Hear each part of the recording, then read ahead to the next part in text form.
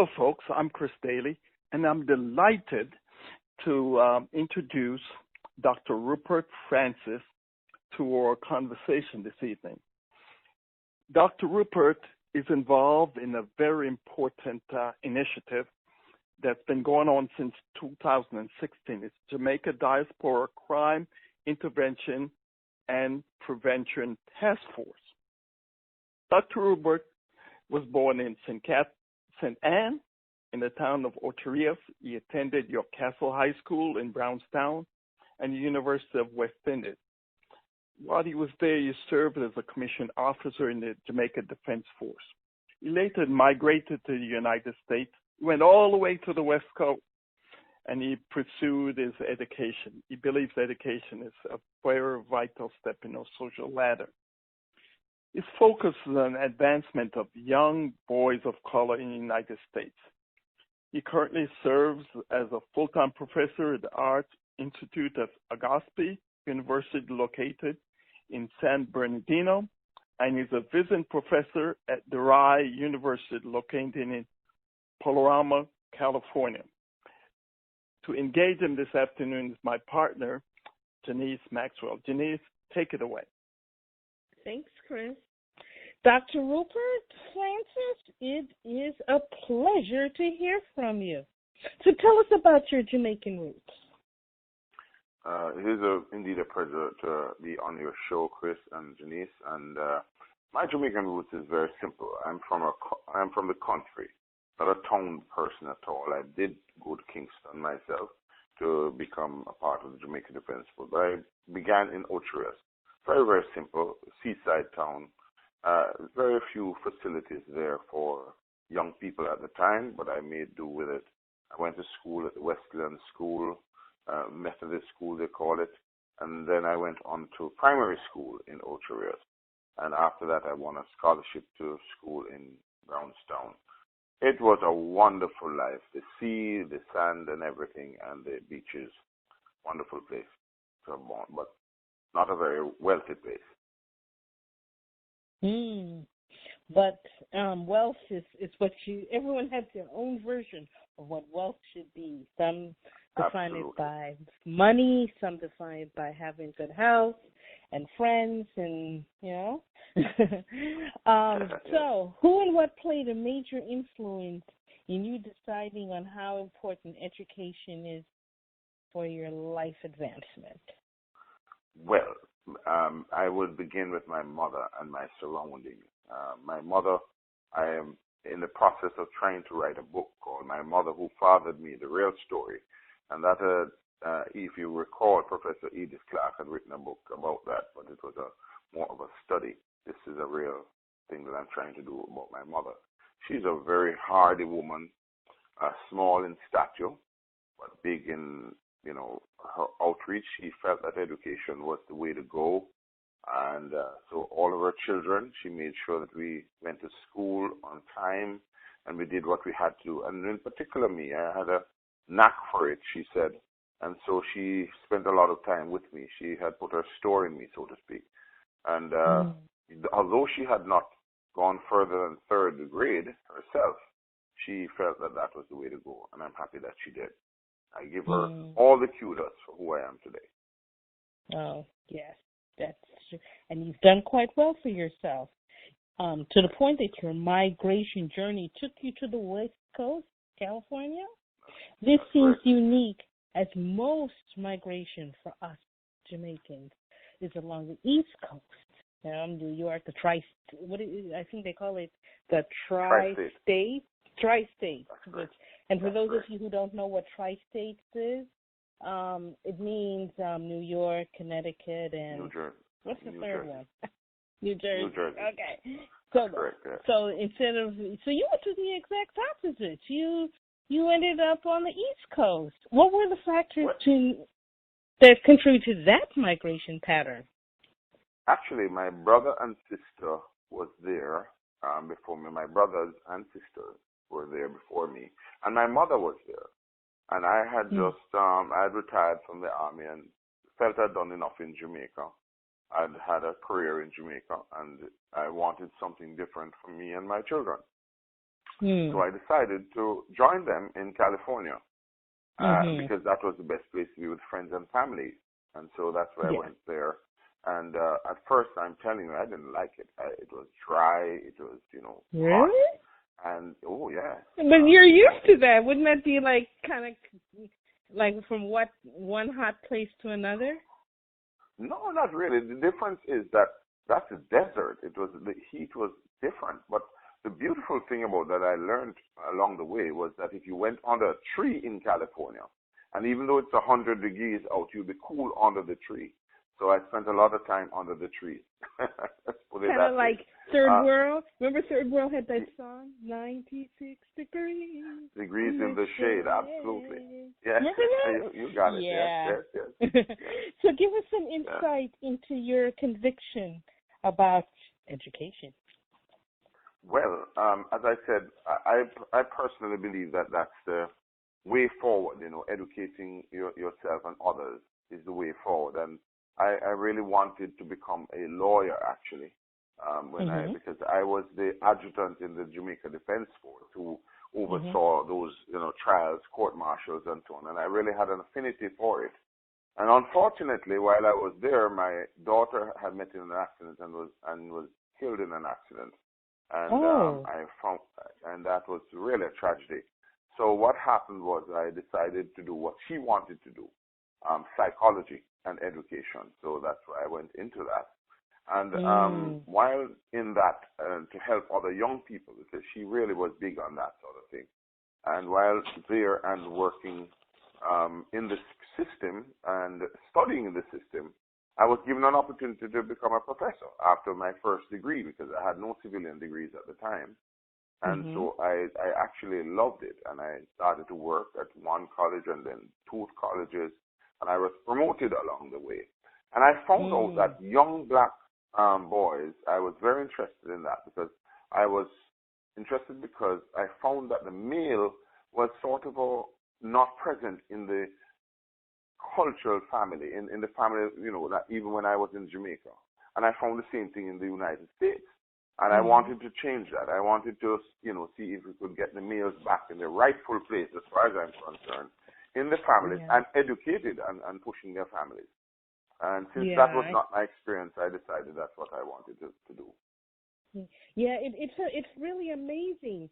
And some people don't really pay attention to that. Is that when you look at the inner city communities in Jamaica and you juxtapose it to the inner city communities in the U.S., you see a lot of the same things that are in place.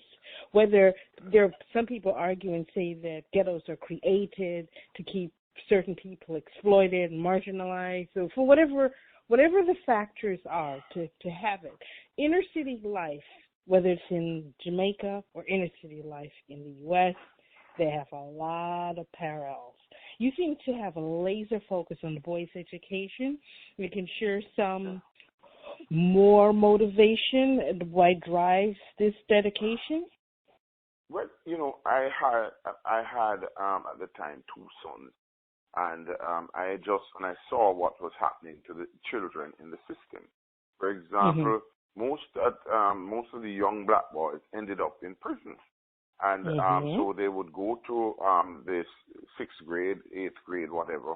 And their graduation would be in a prison, and I didn't want that for my children or other people's children. And I thought that we would try to change that phenomenon and so on. And there are a lot of people who were speaking about it at the time. Bill Cosby was speaking about it. Many other persons were talking about it. And the way these young men were acting and so on, it was just not, they're more focused on sports and music. Not that that's a bad thing. But at the same time, they would just focus on that, and not everybody can be a star. And so I felt that we should 1%. work on that. And I beg pardon? Yeah. I was saying only like 1% of those people actually make it to the Michael Jordan. Exactly. Status, so I really was affected by that, and so I decided to make it my life's passion and work to make sure that young black boys. And that's what I did my dissertation on, in fact. And I studied the schools. I studied schools in the area, graduation rates and what have you. And I saw the pattern, and I decided that no, this is not good. Yeah, they call it the school to prison pipeline. That's correct. That's one of the ways. It was just quite obvious, and the girls were a little bit different, and much more different, as a matter of fact. And so I had to to see, and it was as I said, my own children that I looked at, and I said, and I saw the behavior, and I saw that sort of thing, and that's why I decided to pursue the course of education for young men and young women, but mostly young men.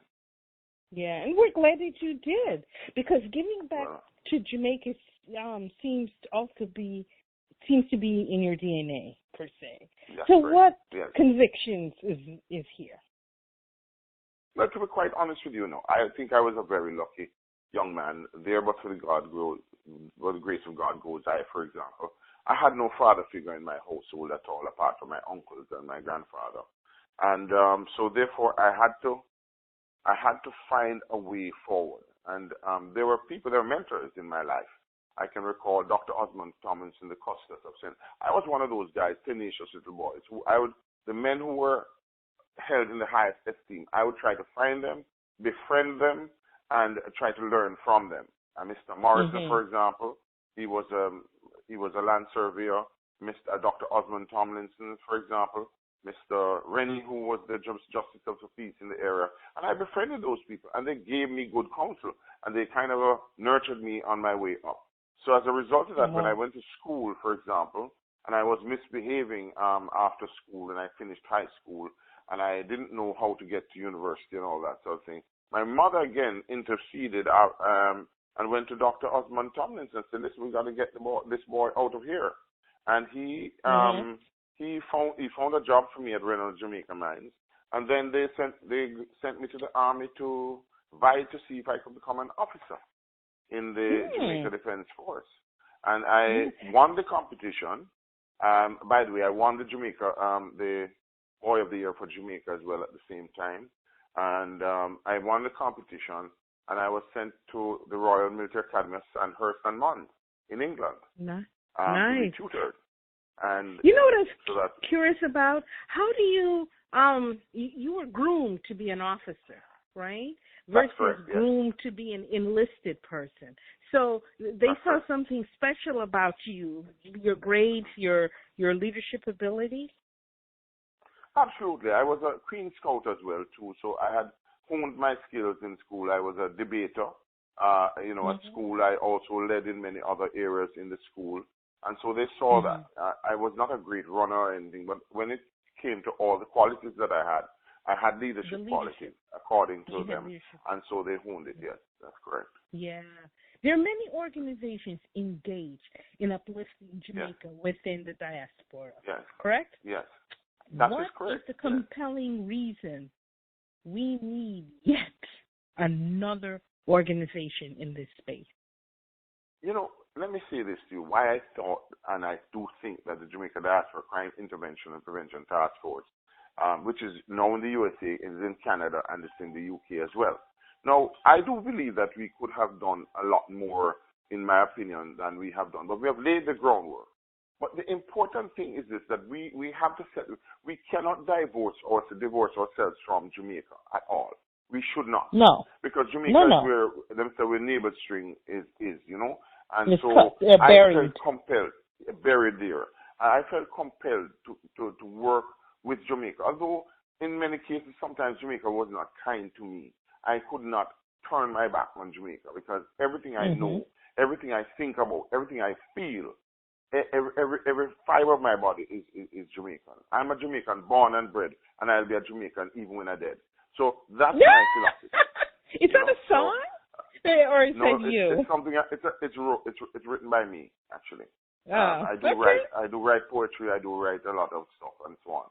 Even other music. Okay. It has a nice ring to it. I like it. What are the visions? Let's see. What are the specific vision and mission of your expertise?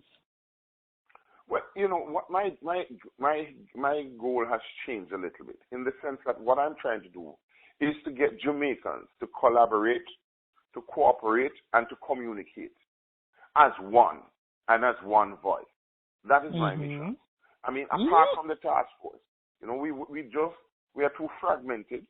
We need to work together. If we work together as one, as Marcus Garvey had hoped, and many others have hoped, we would be a force, and we are a force to be reckoned with.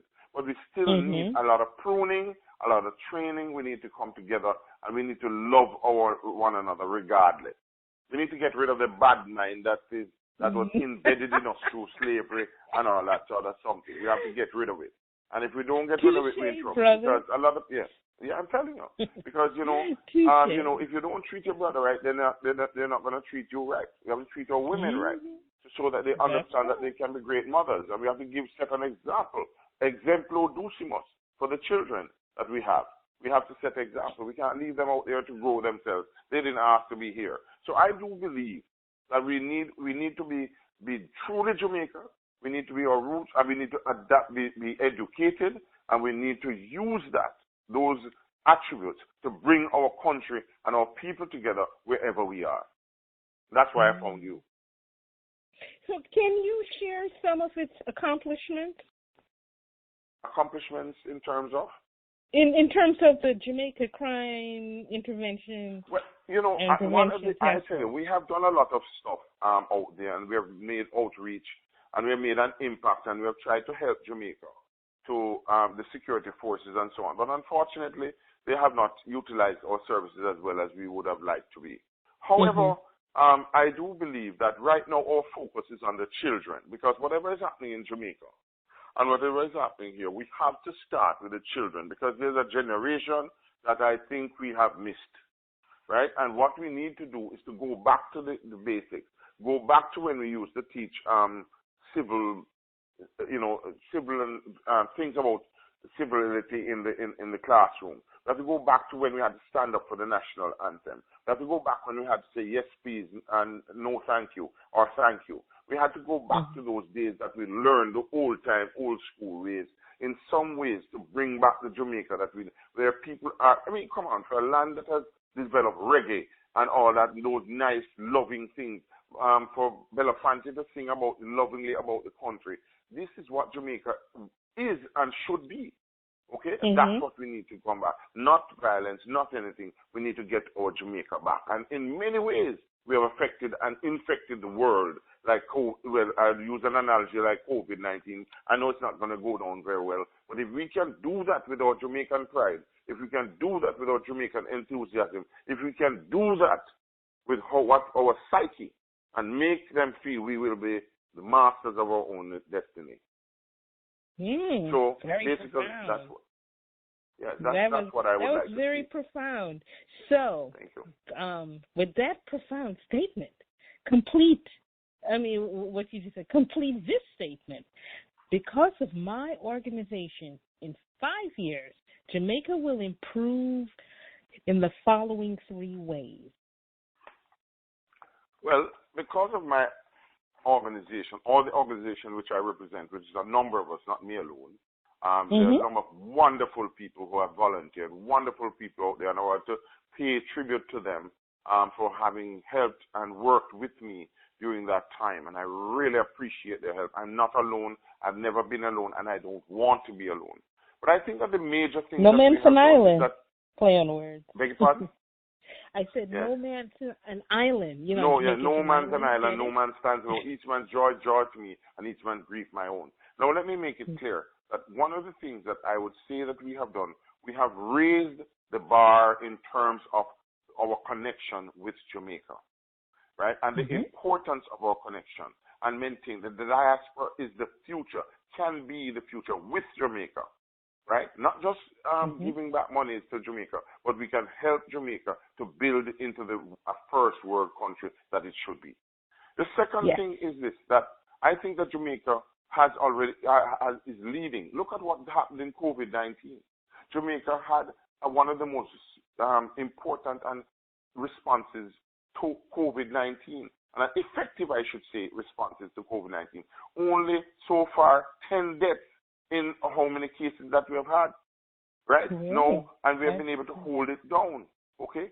And the third thing is that I would love to see is that if we can affect the Jamaican psyche, we can be able to make sure that we work together, we play together, and we learn from each other and take the best of both worlds and put it together for the future of Jamaica. That is what I would like to see happen from what we have done. Not just about crime. Crime is just an aspect of what is happening in Jamaica. But if we can lay the foundation that people, social intervention, and we can bring expertise down there, not just money, but people and identify and create institutions outside of Jamaica.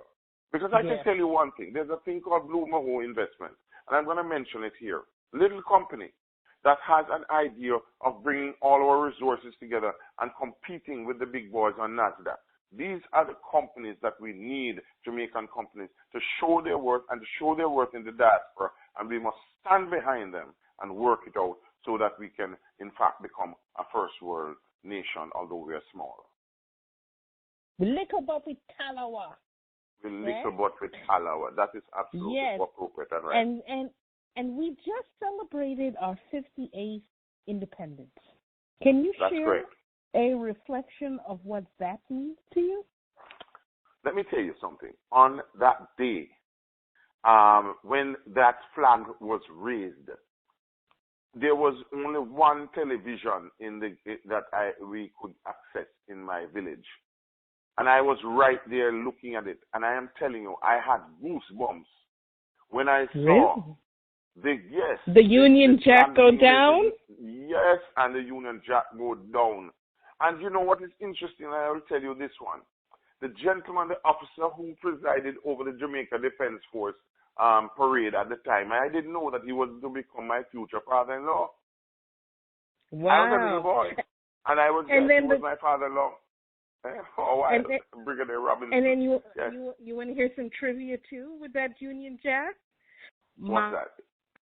My dad was one of the guys who was raising the flag. Wonderful. That's absolutely great. So you see, we both have a connection. And I'm telling you, I wanted. There. This is a small world, you know. And let me tell you something. Jamaica is a God-blessed country.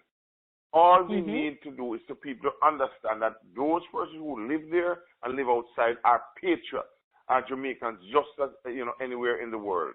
And what we understand, anytime I walk into a supermarket and I hear a voice and I say, Jamaican now, I just get a smile, a broad smile.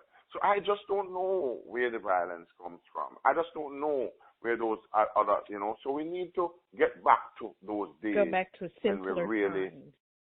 Absolutely, yes. Yeah. So that's what that day meant to me. What would you share I was so proud. To encourage the folks to get involved and give back to your organization? Well, to be quite honest with you, right now at the moment we are trying to regroup, as it were.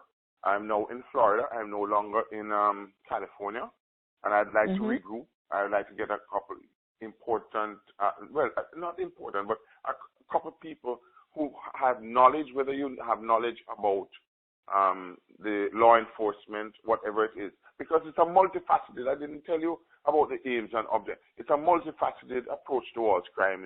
It's not just like what these guys are doing. Trying to kill black folks. No, that's not what it's about. It is about finding out what are the root causes of crime and to dealing with the root causes of crime. And it's going to take some time. So we need social scientists, we need professors, we need psychologists, we need people who work with children, we need pastors, we need doctors, we need every possible educators, every possible person that can ascribe and put something in there. Because let me make it quite clear, we're working right now, and we're, as I said, with children, and we're trying to work with the JCCF, trying to broaden the uniform groups. You remember we grew up with uniform groups, etc., etc.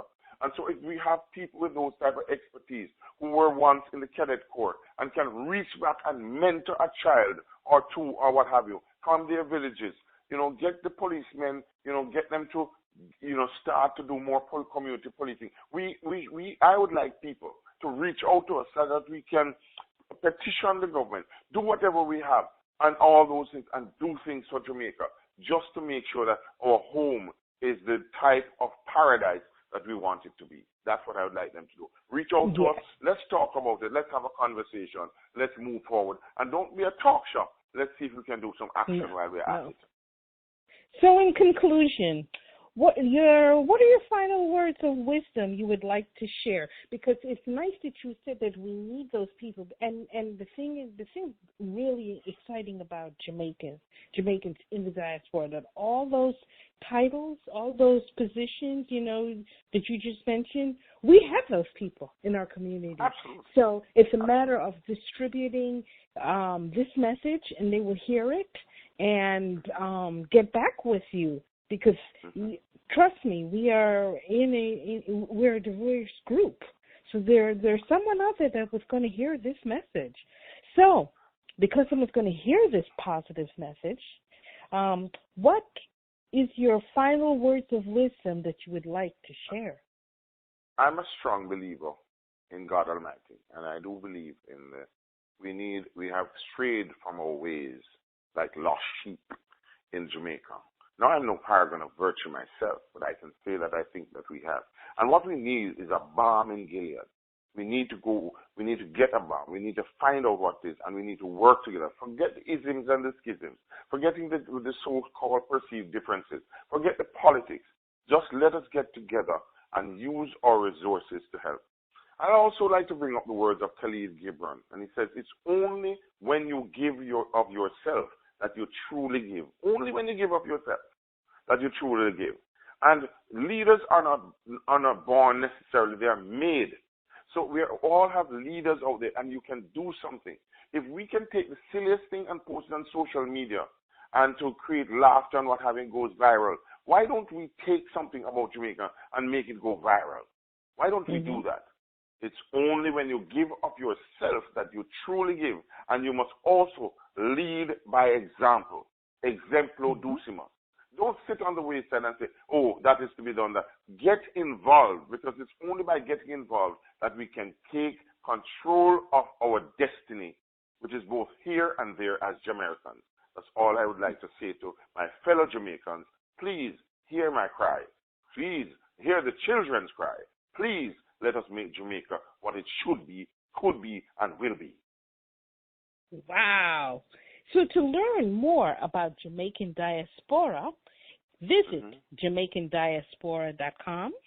To learn more about Chris Daly, visit digital, that's the number 2grow.com. So that's digital2grow.com. To get in contact with Dr. Francis, Facebook, Jamaica Diaspora Crime Intervention and Prevention Task Force. And did you have a connecting number from Blue Maho? Did you have a website that you wanted it's Blue Maho Limited, I think. But I can have it for you once they contact. I've just happened to have come across them, and I feel that they're wonderful people, and they have a great, thing called Jamaica, and they want to put. And I will definitely, once they contact me, and I'm not afraid to give out my telephone number if you don't mind. I could tell you it's 909-994-2490, 909-994-2490. But once you hit me up by the WhatsApp or whatever have you, I'm on Messenger or I'm on Facebook, Rupert A. Francis, Dr. Rupert A. Francis, it doesn't matter. Just reach me, and I will certainly do my best. I'm on LinkedIn. It's very easy to find me, and locate. And the Jamaica Diaspora Crime Intervention and Prevention Task Force. Hit it up, send me a message, and I will definitely respond to you. And if you don't get one, please continue. I will, because I'm quite, it's quite a busy thing that I'm doing. So please call again. All right. Wow. Awesome. Well, Dr. Francis, we do thank you, and we'll see you next time. Bye now. Thank you. Thank you. Wonderful. Thank you very much. Wonderful, Chris. Wonderful, Janice. Wonderful. Thank you.